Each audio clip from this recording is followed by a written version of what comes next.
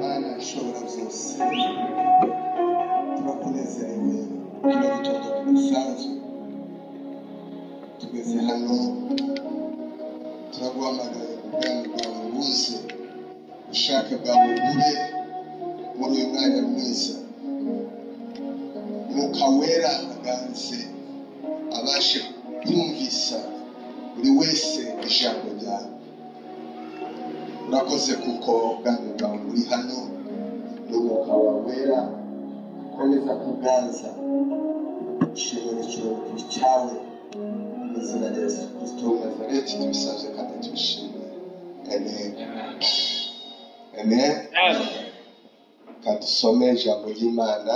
Let's read the word of God. Mu gitabo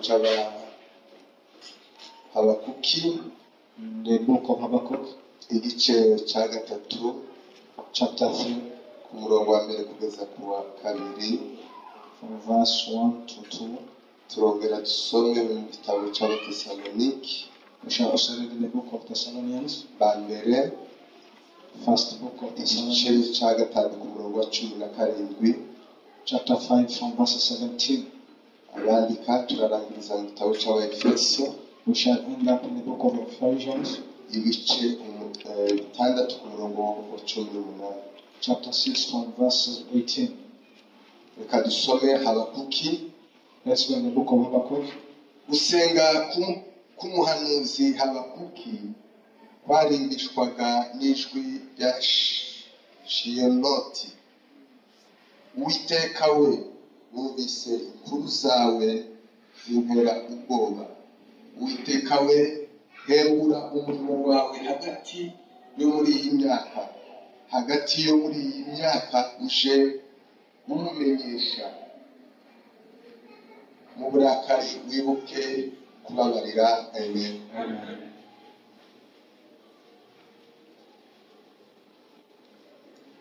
Abatesalonike The book of Thessalonians, igice cya gatanu chapter 5, umurongo wa 17. verse 17. Umurongo mugufi cyane, It's a very short scripture. haba ngo usenge ubudasiba amen. Amen. Twongere dusome turangiza ngo ba Efeso, Let's go in the book of Ephesians, ibice bitandatu ku murongo wa 18. chapter 6, verse 18. Musengeshe umwuka iteka mu buryo bwose bwo gusenga no kwinginga, kandi kubw'ibyo mugumye rwose kuba maso usabire abera bose amen. Yesu ashimwe. Dushimira Imana kugera hano iwanyu. We thank God to be here. Mazina nitwa Nkomezi. I'm called Nkomezi. Nairobi. I live in Nairobi. Nsengera mu itorero ryitwa Release International Mission. I'm a fellowship from Release International Mission Church. Rero aho niho dusengera. That's where we fellowship from. Rero twishimiye kugera hano. We are very happy to be here. Dushimiye ikaze ryanyu. We thank you for welcoming us. Dushimiye umushumba. We thank for Pastor. Imana ibahe umugisha. May God bless you. Amen. Amen.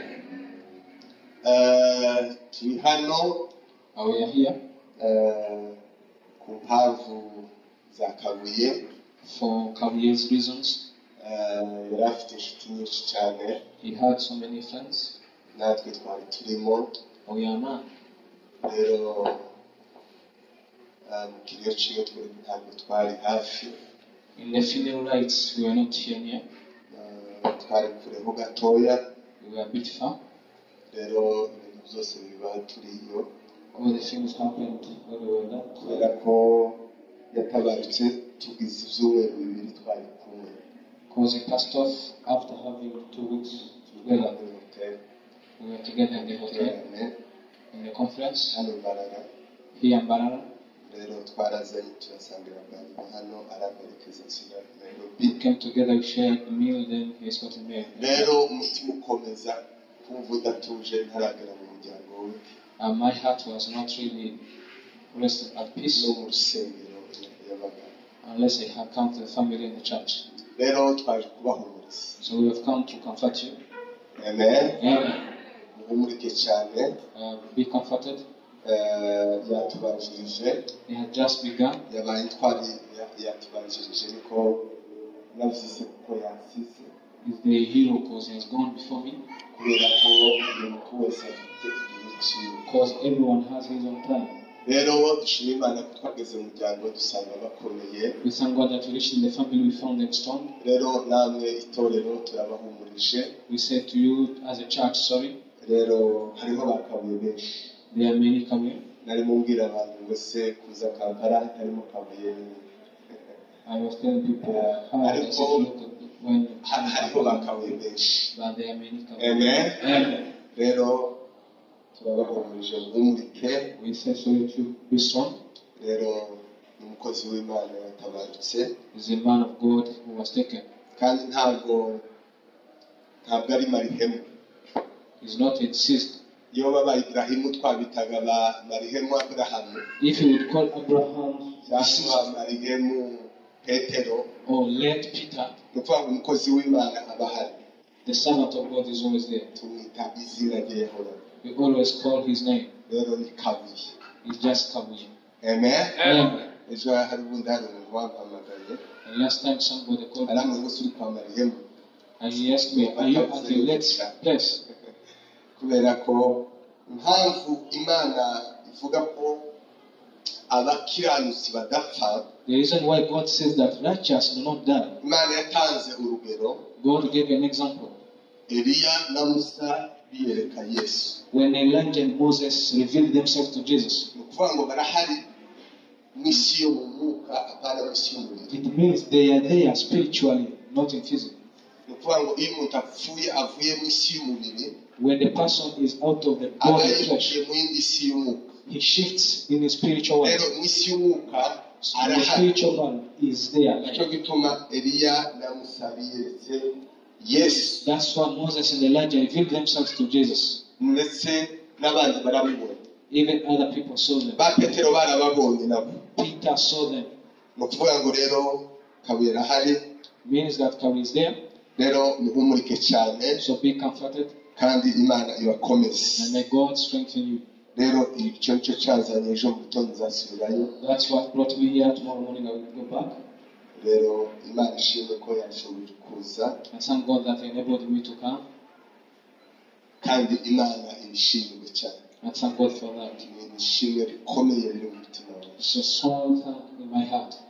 Rero nonge kandi gushima kugera muri iri torero. I want to thank again to be in this church. Twari tugize imyaka kingahe tutahagera. We had spent some years without coming. Ariko dushima Imana ko dusanze hameze neza. I thank God that we found the place nice. Kandi Imana ikomeze bagirire neza. And may God keep doing good. Rero tugiye kuganira ijambo ry'Imana. So we are going to share the word of God. Turaganira hejuru yo gusenga. We are going to talk about praying. Mugize iminsi n'ukwezi ko gusenga. I know you've taken a month of praying. Mushaka ubuzutse. Looking for revival. Mushaka ko imitima cyangwa Imana ihembura. Willing that God brings back life. Rero iryo jambo niryo tugiye kuganira hejuru yo gusenga. Igituma umuntu to talk about. Igituma umuntu aje ubuzutse. Why does a person come to revival? Mbere yo kuganira iryo jambo. Before I share this word. Hari ibintu bitatu. There are three things. Urusengero habamo abantu batatu. In a church there are three people. Hano. Here. Habamo abantu batatu. There are three categories of people. Habamo abantu batarakizwa. They are unsaved people batarabona Yesu. Who have never seen Jesus. Who Jesus has never entered their life. They are still staying in the world of darkness. They are still in the slavery of Satan. They may sing, they may preach, they may lead the church. They can do all the works of the church. They can do them. But something called Jesus, something called salvation, they have never seen it. That's one category of the people. The second category, they are the people who are baptized, but they were filled with the Holy Spirit. batigeze buzura umwuka w'Imana. They will never feel the Holy Birashoboka ko Spirit. umuntu yakizwa akabatizwa ariko ntiyuzure. It can be possible that the person can be baptized but not Urabisanga mu sure. Byakozwe n'Intumwa ibice 8 guhera ku murongo wa 14. We find it in the book of Acts chapter 8 aho verse Filipo 12. yabwirije ubutumwa bwiza abantu barizera Where Philip arababatiza preached and baptized people, ariko ntibuzura umwuka we. but they were not filled with the Holy Spirit. Cyo ni igice cya kabiri kiba mu rusengero That's the second cy'abantu category batigeze buzura of umwuka the we, people who have no bakiyobowe Holy na Spirit, kamere zabo, who are still being led by their batazi human nature. kuyoborwa n'umwuka They w'Imana, can't be led by the Holy Spirit. bakiyoborwa na kamere They are led by their carnal. abo boririmba, They can abo sing, bobwiriza, they can abo preach, bohanura, they can prophesy, abo boyobora they amatorero, can lead churches, ariko bakiri abantu ba kamere. but they are still of human nature. Nta mwuka w'Imana urababamo. They have no Holy Spirit of God. Nabo bashobora gukora imirimo yose yo mu itorero. They can do all the works of the church. Igice cya gatatu The third category, ari nacyo cy'abantu bakeya, a few people, icy'abantu bizeye kandi buzura umwuka wera, the people who believe that aribo they are full Bibiliya of the Holy ivuga mu Spirit, gitabo cy'Abaroma the ones that the Bible calls in the book of Romans, 8 ku murongo wa 14, chapter 8, verse 14. haravuga ngo abayoborwa n'umwuka w'Imana It bose says, whoever is led by the Holy nibo Spirit, bana b'Imana. they are the children of God. Abo nabo Those, ni abantu bayoborwa n'umwuka w'Imana. they are the people led by the Izo Holy ni Spirit. ibice bitatu biba mu rusengero. Those are three categories of Bose people. barashobora gukora imirimo isa, They can all do the same work, ariko batandukaniye but they are different mu zo barizo mu mwuka imbere y'Imana. from who they are in spirit, in body. Amen. Turi kumwe. Amen. Tegera iki kintu cyane ngiye kuvuga hejuru Listen to this thing. I'm going to talk about praying. kubera ko gusenga Because praying ni umurimo w'abanyamwuka. is the work of spiritual. Uyu wa mbere utarakizwa utarabona Yesu, This first person was never seen Jesus ibintu bibiri himself. bishobora kumugora Two things that can bother him, ni ugusenga no gusoma ijambo ry'Imana, praying and read the word of God.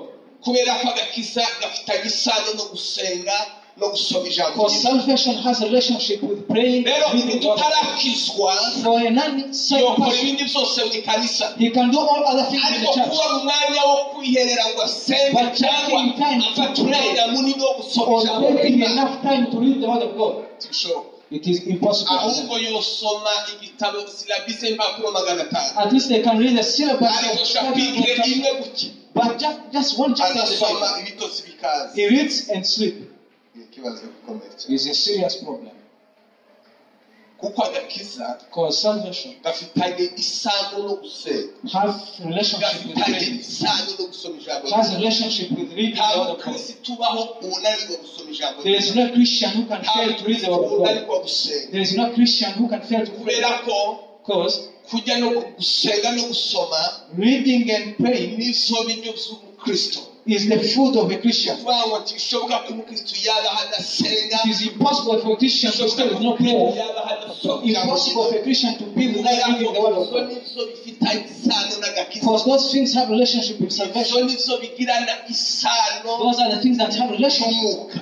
with the Holy Spirit. Rero uyu wa mbere So this first person, ashobora gukora ibindi bintu byose mu rusengero, he can do all other things ariko in the church. cyitwa gusenga. But a thing called praying, icyo cya gihe that's the time, murangije ko kurya like after eating, bakabasinya televiziyo dusenge, and they tell you to switch off the TV and to pray. umuruho wose All the tiredness, ukamuza mu muntu akamahuye, it comes in a person and he does. bavuga ame akamaba amaso. When they say amen, they are alerted. Dushagure ayo makepe. We should destroy those kind of demons. Amen. Amen. Tubaze turirimbe gatoya. Let us first sing a bit. Tumbira Yesu, niwe gisubizo cy'ibibazo wibaza ubuzima bwawe. Tumbira Yesu, niwe gisubizo cy'ibibazo wibaza ubuzima bwawe. Tumbira Yesu, niwe gisubizo cy'ibibazo wibaza ubuzima bwawe. Gusenga Praying ni ukurya. is eating.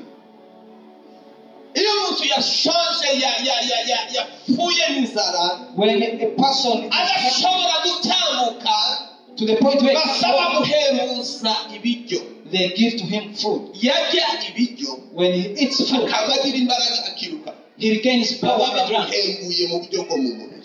physically, they are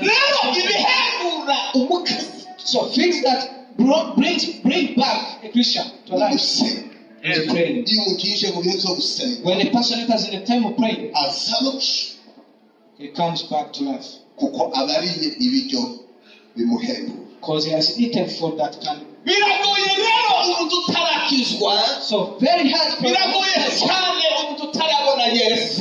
a person who has never seen Jesus. Speaking about Jesus, it's very different from singing Jesus, preaching Jesus, worshiping Jesus. Very different from very different from going with him, walking with him.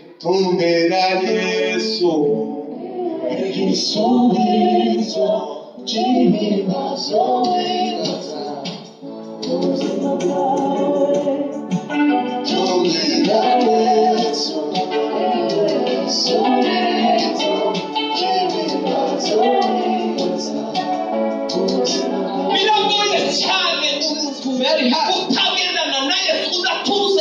for a person who has no Jesus to pray.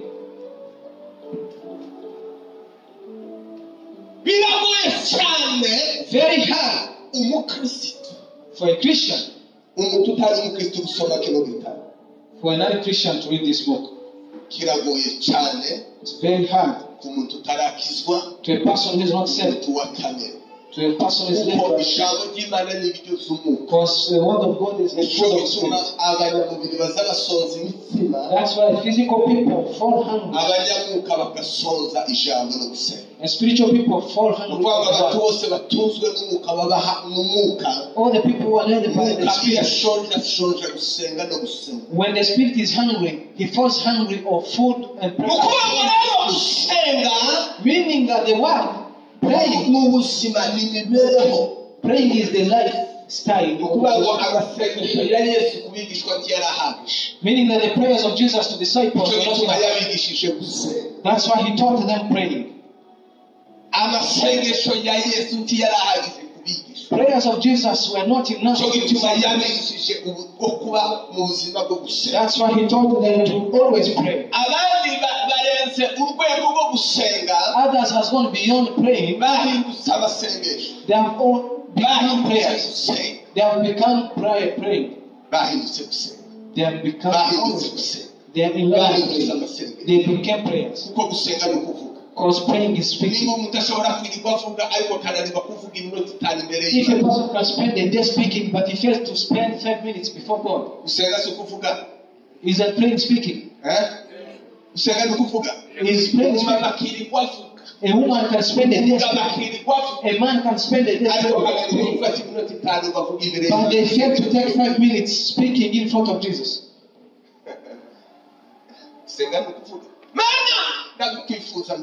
Oh Lord, I need you.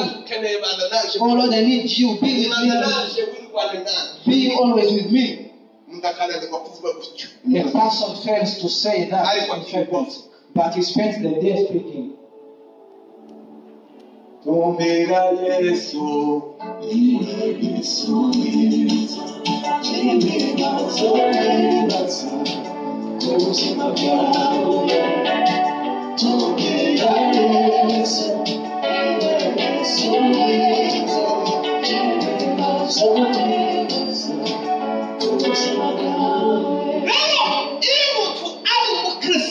When a person is a Christian, the things that he falls of that soul is praying. Because praying is being in partnership with God. Praying is going you closer to your God. Praying comes from two words. From the love you love God and the trust you have towards Him. Because what you love, you give Him time. The one you love, you give Him time. When you love God,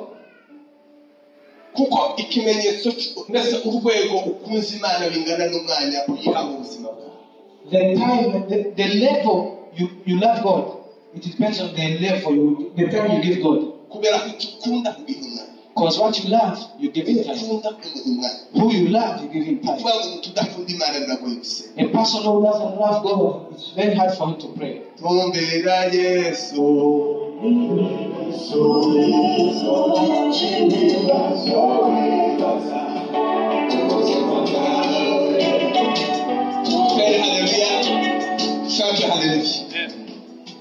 Hallelujah.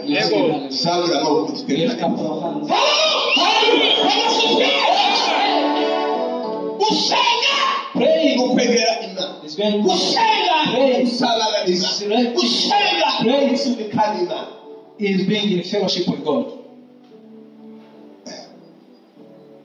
A person who doesn't love God, very hard for him to pray.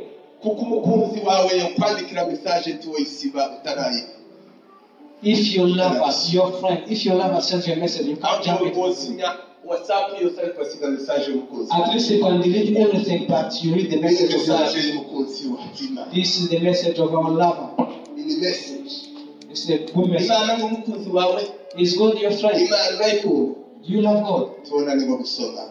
So you can't fail to read the message.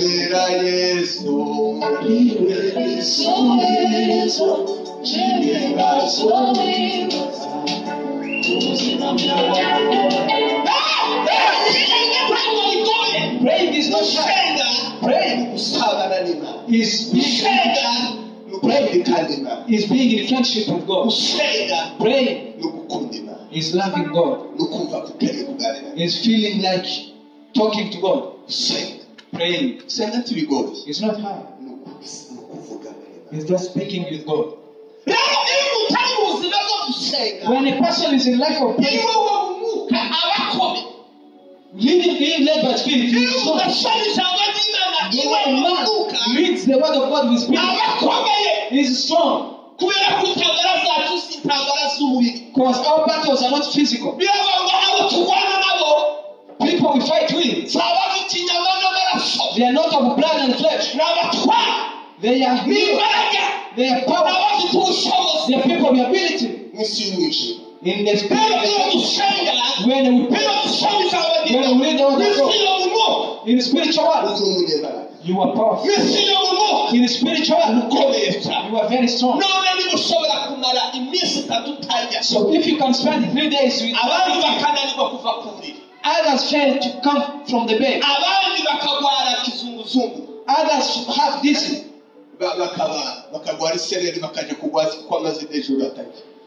Because of spending 2 days without eating, they fall. Imagine to spend a week with not eating spiritually. What a bad thing. Let us first challenge because everything comes from not letting with God is the devil. The thing that causes you from not letting with your God is your enemy. Because letting with God is your motivation.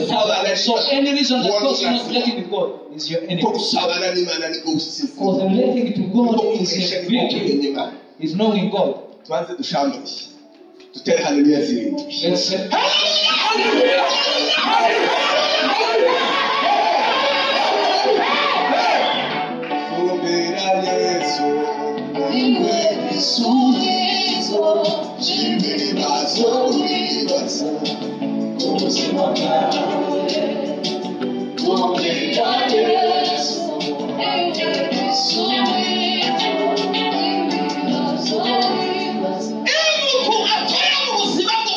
When a person is always in life of prayer, before God, that person is very powerful. Even though he may be a young child, he will never fear. The thing that shows a person who left to go, he has no fear. The thing that shows people who do not let to go is the fear of temptations, of demons and wickedness. When a person always goes with God, when a person is with God, he is strong.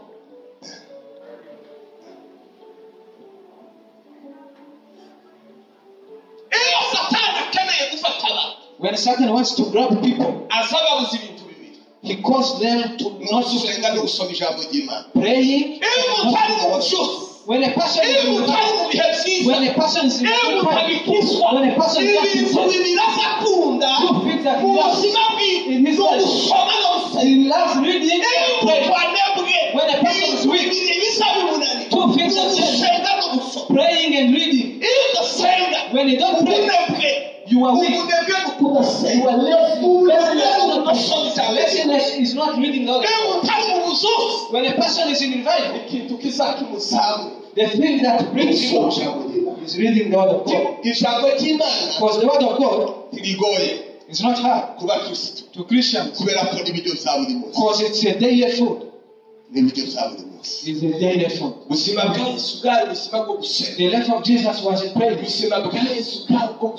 life of Jesus was just in prayer. Jesus never overcome Satan by praying. He overcome Satan by word, but he was in the life of praying. Amen. Amen. Amen. Amen. Give glory to God. Jesus did not overcome by praying, but he overcame by the word, but in the word, in praying.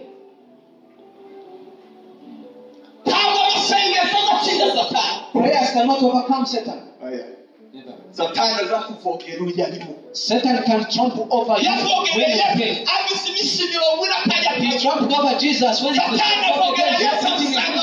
he came to him. We found him in the desert. He tempted Jesus when he was in prayer. Do you think Satan is scared of you? You can't even. When he went closer to Jesus, and he had to spend 40 days in not food. Jesus never said no. Jesus never said no. He told him he told him he overcome him by the word. For Satan never feared. Of course, he had come. He told him it is written. Overcome him by the word in the terms of praying.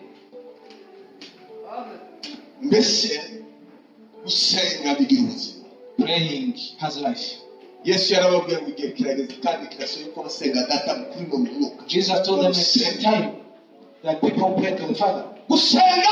Praying is done in spirit. God is spirit. God is spirit. Satan is spirit. So Christians must pray in spirit.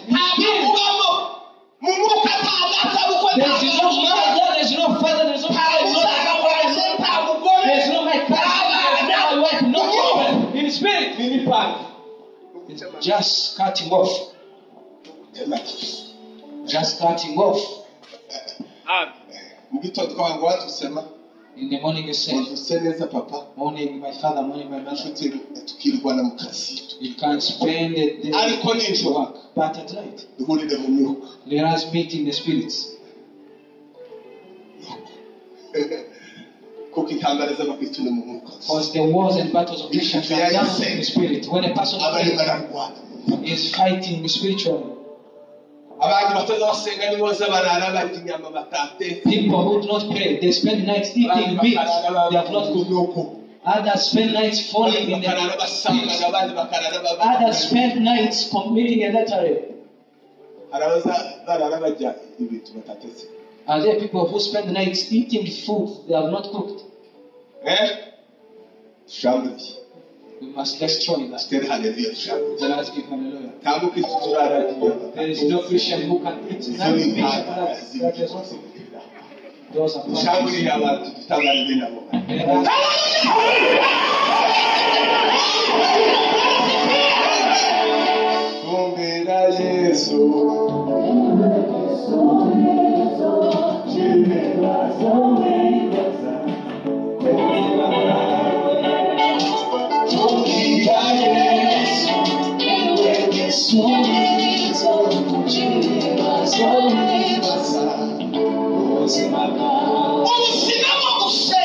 life of It's not of intercession. Life of prayer is a life of a Christian. It's a life in fellowship with God. Salvation has a relationship with prayer. Praying is breathing. Praying is eating.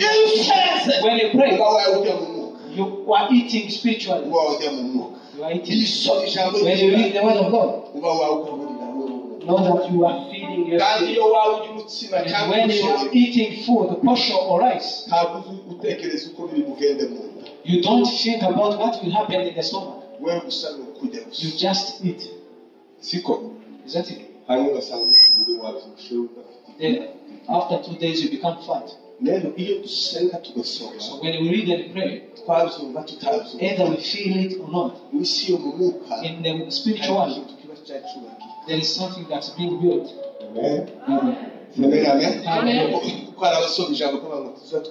Because the people who read the word of the same, they don't understand, other they don't feel what they read. The way you don't know how the meat can be cut off. When you have sold the bone, you have a problem that the bone, how the bone will pass the throat. But when it goes to the stomach, you don't mind of what will happen. The same applies to the reading the word. When you read, just when you are reading, as in spiritual, the value of the word is shown when it is needed. It's like in class. You can read the whole syllabus without knowing what questions. So when you are in front of the exam, all the things you read, they come. So what you've not read, it's the question you fail at. Now you become foolish at the question. You become fool. There's nothing you know about that question. You have failed at it. And that's so in the spirit, when you read the word of God, the time you go through as a problems, the word you read is the one that comes in that time and to make you overcome. Amen. Yes, glory to Jesus. Hallelujah. When people are not, they have become weak. They're in a dead life. And you become a good leader. When you don't read the word of God, you are not supposed to read others. Because a person who does not pray, he can betray. A man who does not pray can betray his family. Let me speak about those people. When a person is building a wall, is a building a fence, is building a when a man is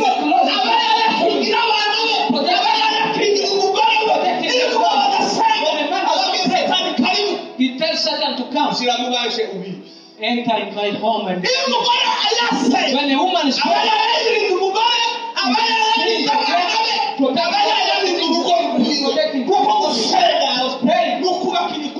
building walls as praying. When a person does not pray, she is betraying her husband, she is betraying her children, betraying her family. Every church leader who does not pray is a betrayer of the church. Is a betrayer of his department.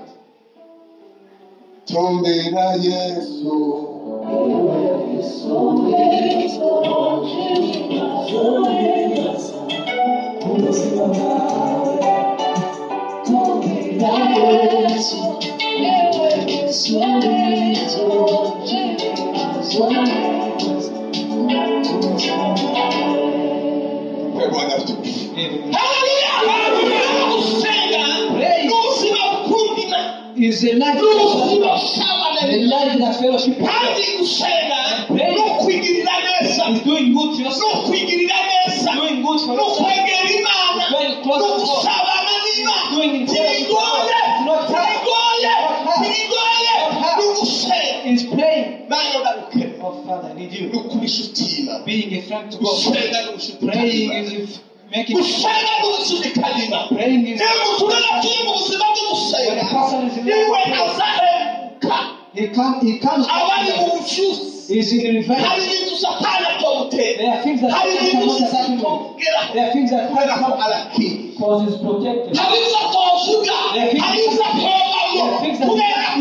cause God's praying is hiding. Praying is hiding yourself. Praying is hiding your life. Praying is hiding yourself.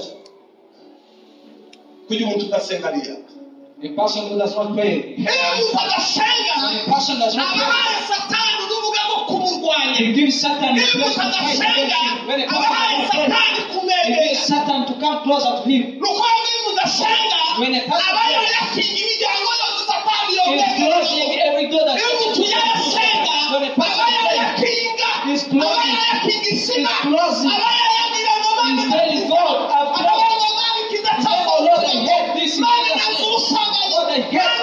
Lord, I hate this. Lord, I hate this. I hate this. Protect me from this. When a person God hides him from this. He has no hatred. When a person no longer prays, Satan sends spirits of hatred. And people hate one another. People have jealousy. People don't greet one another. Have you ever seen Christians who do not greet one another? They are not there. No Christian can greet one another. They are brothers in the faith. No pastor can fail to greet another pastor. When people are Satan creates other pastors. They think they are dead. Because there's no Christian with hatred. There's no Christian with enemy. There's no Christian with gospel. When a person goes to pray, when a person goes to pray, when a Lord God goes to fornication, when a Lord God goes to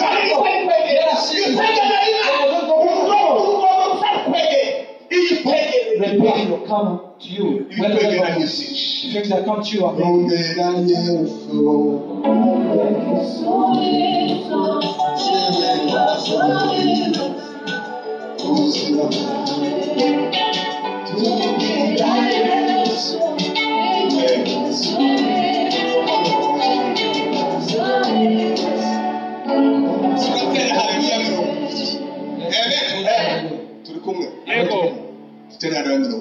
let's shout 20.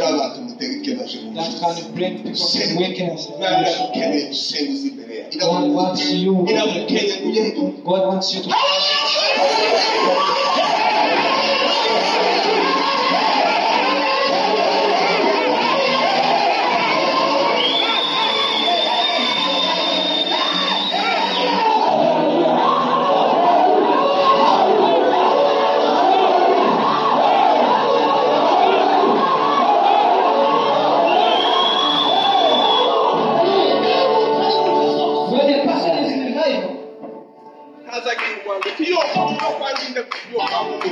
He can't hate a person.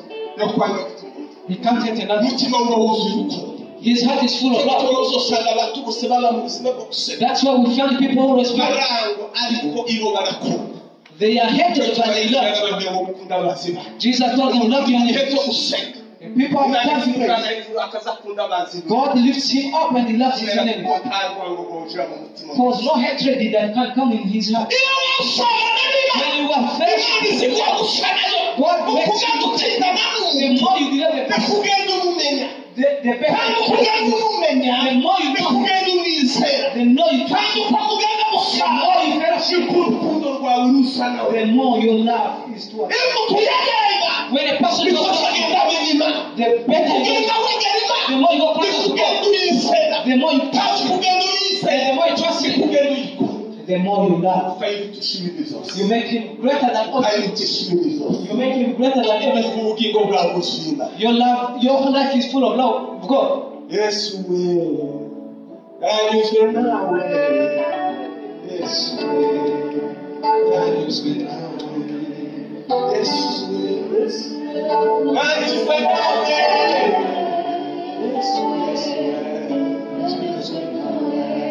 yes,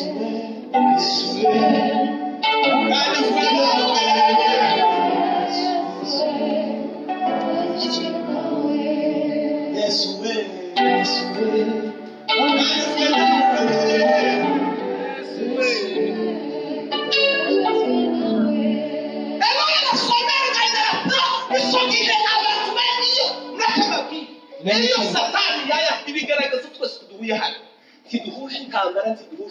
the way we are different here, we are very different from testing problems. That's why Satan attacks.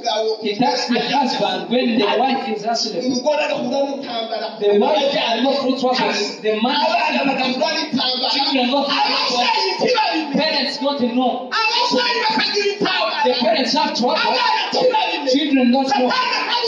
Satan attacks you. You fail or you overcome. In spiritual, you get to know that you fail. But others here, because Satan tells you to try to find any way that people don't understand that you failed. We have people who missed, who failed.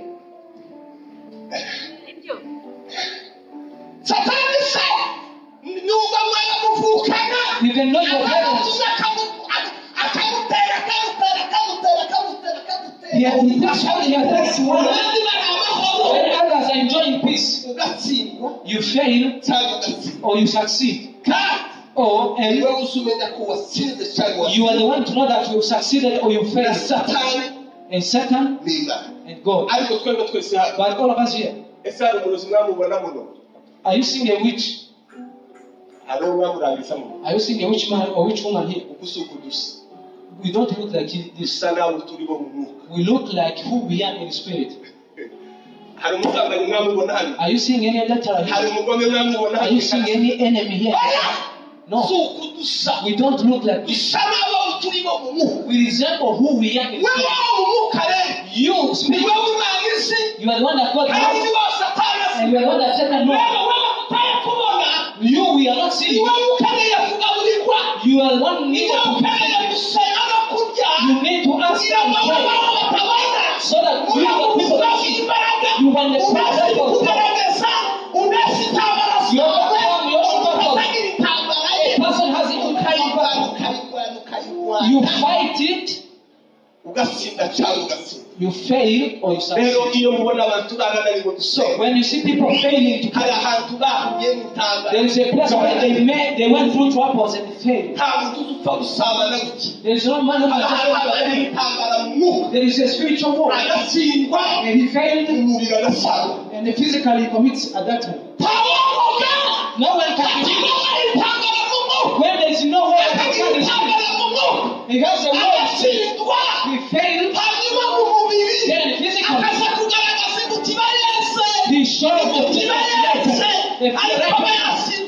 but he failed long ago in spirit.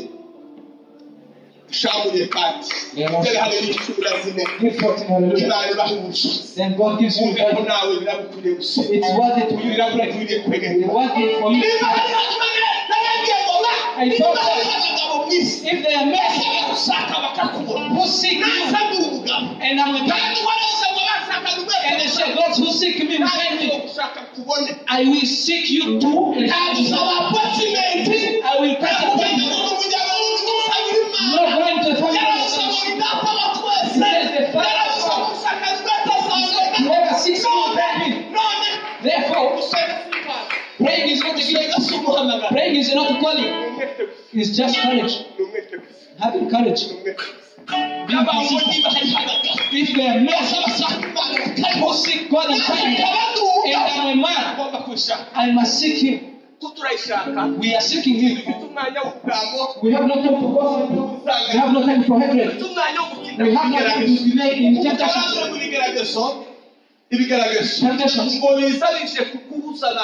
They just start to distract people from not blessing. And we got distracted in the process. You were absent-minded.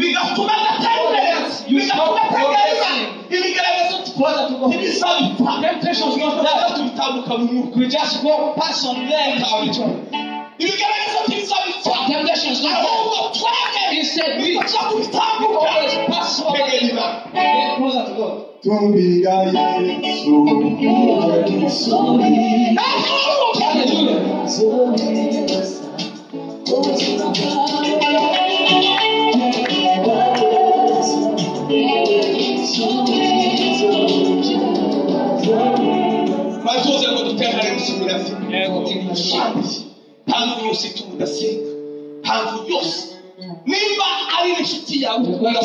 Any reason that causes you not pray, it is your flesh. Everything that stops you from blessing God is your enemy. How can my friend stop me from blessing God?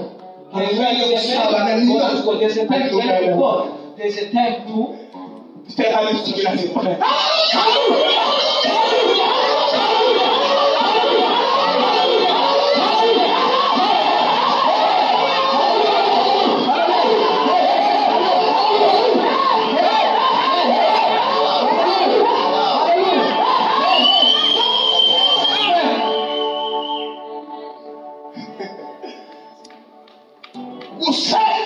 Praying is fellowship with God.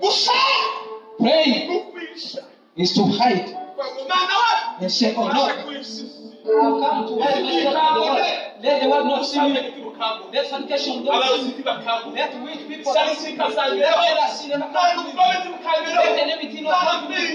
Let me hide my life. I've hide my sin. My body.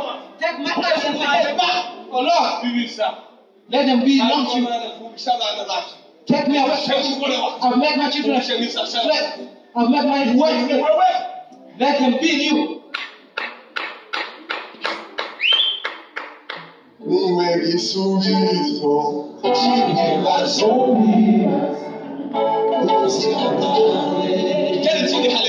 Let's see hallelujah.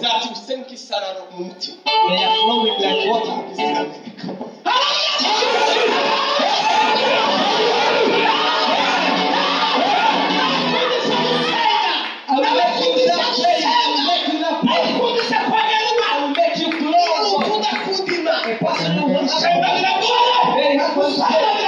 Praying is hard. Just history. When people fail to pray, they run to consult.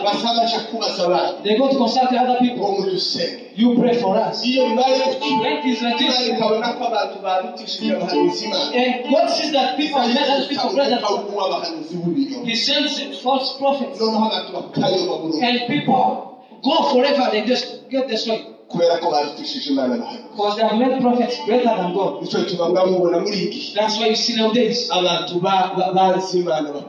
people hated God and they loved prophets. That's why there's hatred and enmity from their prophets. They tell you your brother is going to kill you. Those are false prophets. I don't know what I'm saying. There is a game. I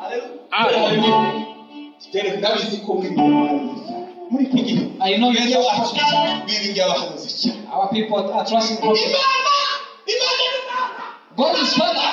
God is Father. Everyone is going to see God.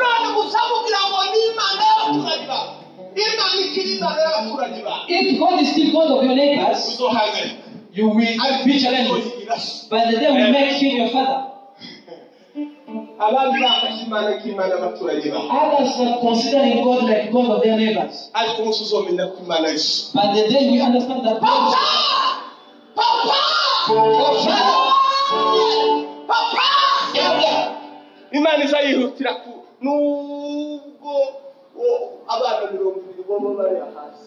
is Even though 20 children are down, and one of your child calls you, oh, my child has called me. Siko.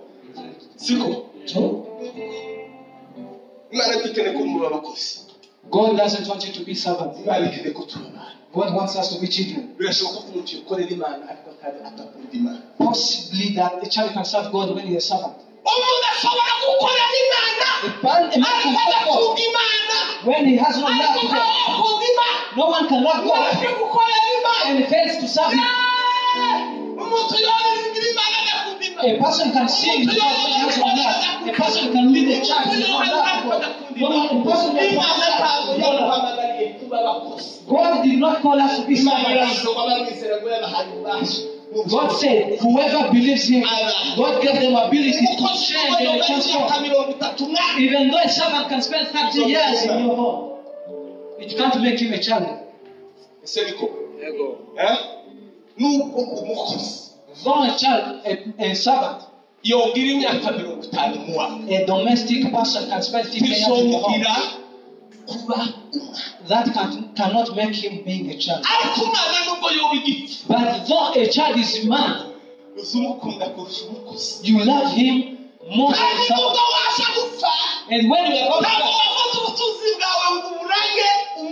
you can't take your wealth and inherit a servant. Therefore, God needs you to be a child. Because a child always wants to fellowship with the people. Possibly a servant can serve you when he has no love towards you. Because just of the salary, he can stay at home by promise. For the money is what he saw. But he does not love his boss. So a man can serve God when he has no love. What shows a person who loves God? The Bible says, whoever loves God, he must love his brother. Because God is love. Whoever hates another person, he does not love God.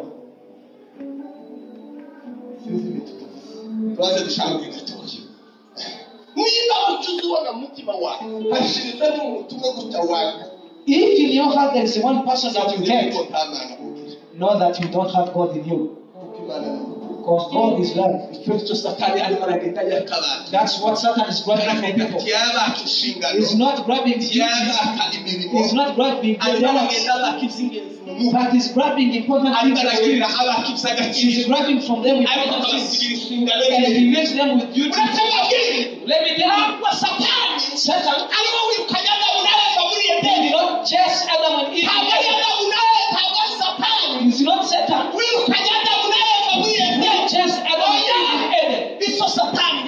What Satan did for them, he separated them from God, but he left them in Eden. That's the work of Satan, is to separate people from God, but he leaves them. Satan will never leave the church, but he will separate you from God, but will always be in the church. Tumbira Yesu,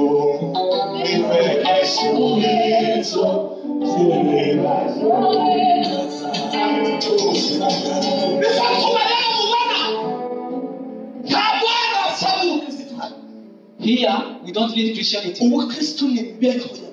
Christianity is a lifestyle of everyone. Either in our daily life. That's why you see churches. You ask yourself, are these pastors Christians? Are these intercessors Christians? No. They are not Christians. Christians, they don't have Christians.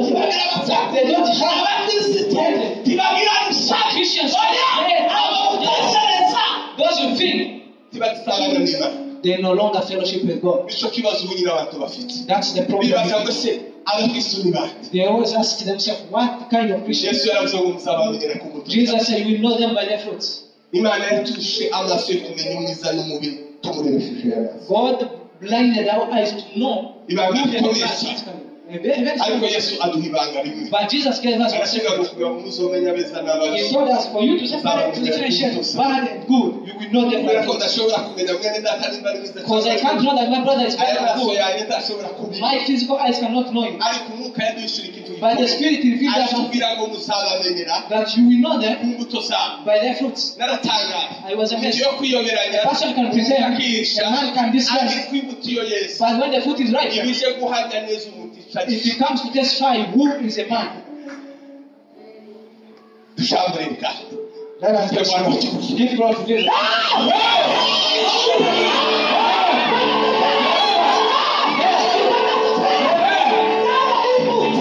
When a fruit, it takes long to ripen. For a fruit to show that is ripe, it takes long. For you to know, it requires you spiritually to work hard. So that's why he was weak since long ago. The work he does is a fruit that's ripe. The work of Satan is to separate people from God. But he leaves them duties and responsibilities to sing, to preach, to begin churches, to work with God. When they have no fellowship with God, they are very far from God. Far from God, they are churches. Far from God, they are nice. Far from God, they are pastors. Far from God, they are singers. Far from God, they are priests. Far from God, there are many churches.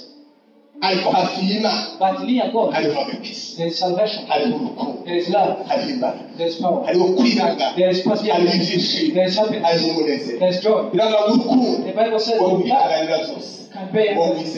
It trusts everything. It forgives everything. Love will never end. Everyone who has God, he has love. The proof of that you have God is love. If in your life you have one person that you hate, know that you don't have God. Because God is love. Time is over. Pray is the one that can restore a person's faith when they go closer to God. Whoever seek me, praying is seeking God. In Thessalonians, pray always. Praying is praying. I can pray when mopping, I can pray when cooking, I can pray when job, I can pray when walking. Praying is done. If a person can spend a second without thinking, what do you think when you are alone? So when you become prayers, the minds, they are always in front of God. Either you are in other ways, when you are alone at school, your heart can pray. God wants you to pray. God wants you to go closer to God. No one can be a friend of God when you are not going closer. The one way that God gives us to fellowship with God, the one way that God gives us to overcome Satan, the one way that God gives us to overcome the world is praying. Praying. Praying. When you realize that you no longer pray, get to know that you became weak. When you have joy in the church, don't think that you are in revival. The Spirit told me the life of Christianity is like a dream. One can dream that is in America. When you wake up, you find yourself in Africa. Have you ever dreamt good things, but when you wake up, you find yourself in bad things? Is it possible? Is that true? God told me that many people's Christianity is a dream. they can lift up their hands in the church.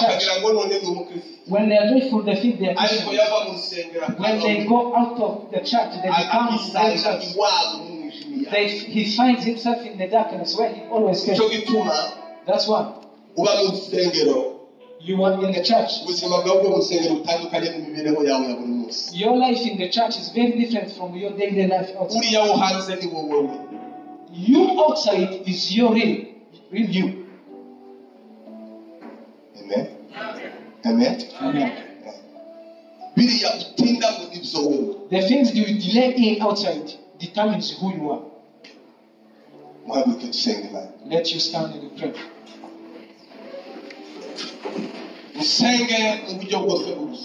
You pray in all kinds. That's what Paul told the Ephesians. You pray with the Spirit always. In all ways. In every kind. If it is hard for you to pray kneeling, try to stand. Pray in every kind of way. It is there, but just pray.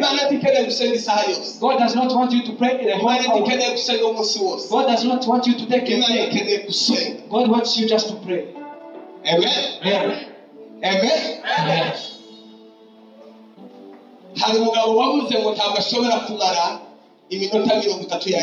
A man said that he can't spend 30 minutes praying. But he can't spend 30 minutes with no praying.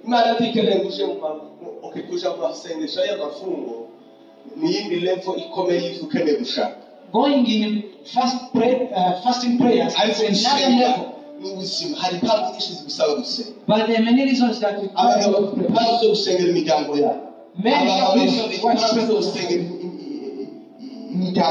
Men have reasons why they pray for their families. Among the strongest things that he wanted a man to bring generations that respect him. When a man respects God, his generations can respect him. So Satan came to destroy the plan of God, brought people out of the will.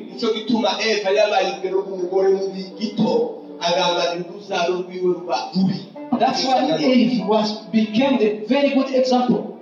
To host generations became very evil.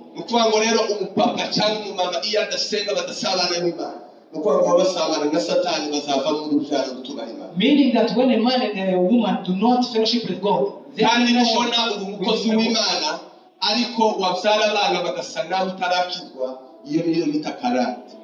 when you see that you fellowship with God, but you are giving birth to children, they begin doing the same characters before you God said. That's what they call customs. People don't understand. Let's give you an example for myself. If his children resemble him before he was saved. Pastor is saved. If you are saved, I become pastor. I begin progressing. But my children, they have characters that resemble me before I got saved. That's custom. Because the servant of God must bring generations that look like him.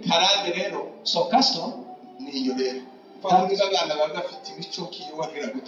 if your children have characters of you, custom. You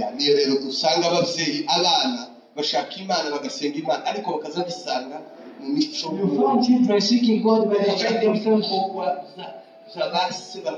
in long ago parents. Of course, you are praying to seeking God. And the other thing that your uncles did. That's custom. So that's when you pray. You must cut off.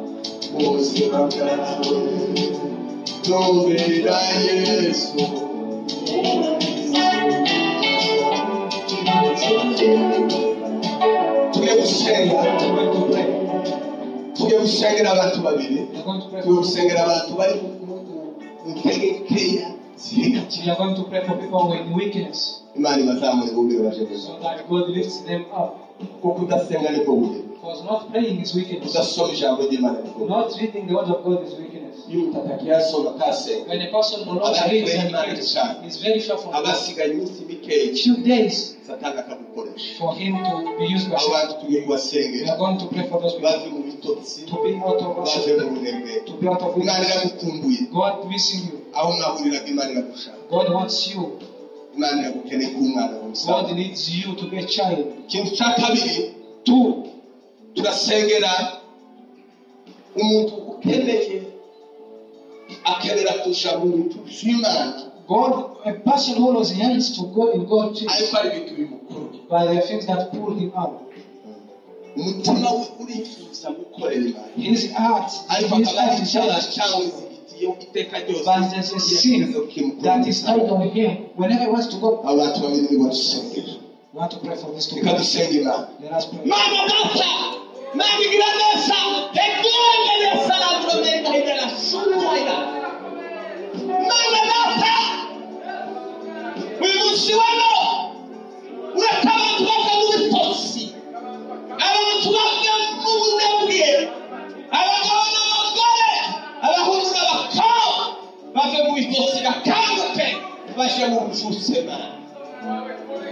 Bakwegere, babe mu bibazo gusenga, babe mu bibazo kwegerana, babe mu bibazo Elas, kugira ngo batsinde intambara, kugira ngo batsinde ibigeragezo, kugira ngo batsinde isi na Satani, kugira ngo batsinde ibyaha, kugira ngo batsinde ibibagerageza. Abari mu bihe by'intambara, abagiye kunanirwa, abagiye sigaso kunanirwa, imbaraga z'Imana zibatabarira. Mw'izina rya Yesu, mw'izina rya Yesu, mw'izina rya Yesu. Baravuze ngo n'umutabo uko yaragihamagarwa. Iyo abantu bahamagawe, bagihamagarwa bari mu bihe byo gusenga, bari mu bihe by'urupfu, bari mu bihe byo gusoma ijambo ryawe. Mw'izina rya Yesu, mw'izina rya Yesu, ubwami bwawe bururukena, abantu bongere bahembuke. Abantu bongere bahembuke, abagore bahembuke, abasore bahembuke, abagabo bahembuke, bagushaka, bahinduke gusenga, bahinduke inshuti yawe, bagukunde. Nico gihe bazakundana, nico gihe bazababarirana, nico gihe batazarwana, nico gihe batazabarana, nico gihe hatazaba amacakubiri, kubera ko bari mu mbaraga, bari mu bushushe bukomeye Imana. Mana data, turetse mwene data, ukeneye kuza imbere yawe, ariko akaba akurwa n'icyaha, akaba akurwa n'ibyaha. Mw'izina rya Yesu, mw'izina rya Yesu, mw'izina rya Yesu, naciye imigozi, naciye la someriga della grossa nuova grace.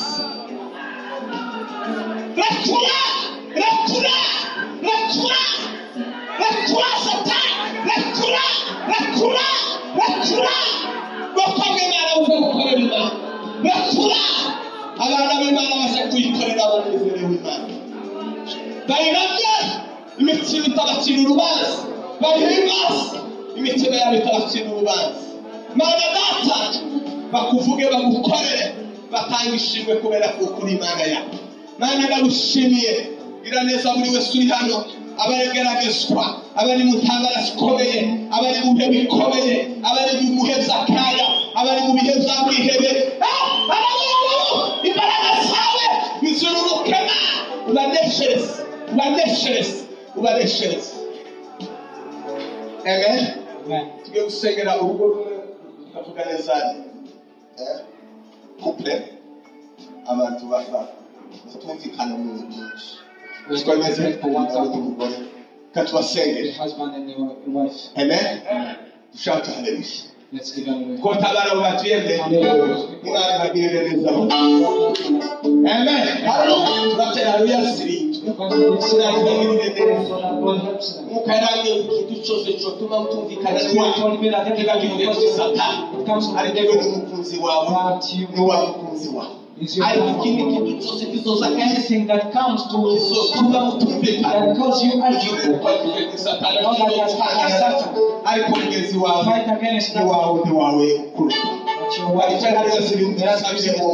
And pray for us.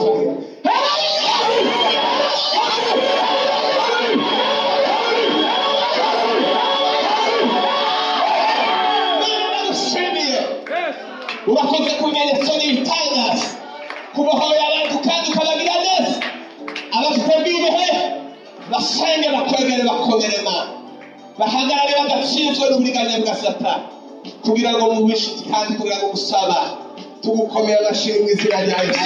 Amen.